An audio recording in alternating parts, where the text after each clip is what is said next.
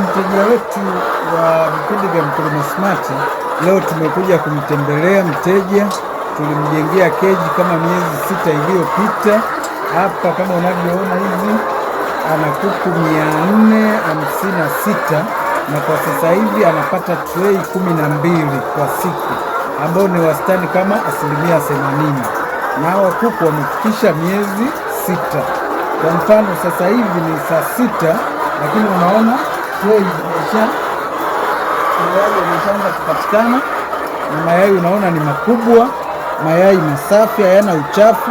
Kama ungekuwa unafugia chini, ina maana haya mayai yote yangekuwa yana uchafu, mayai yamevunjika, lakini unavyoona yai ni safi.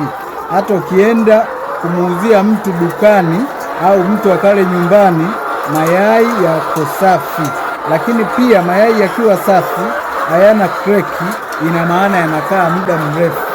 Unaweza akakaa miezi 3 mpaka 4 bila yai kuharibika.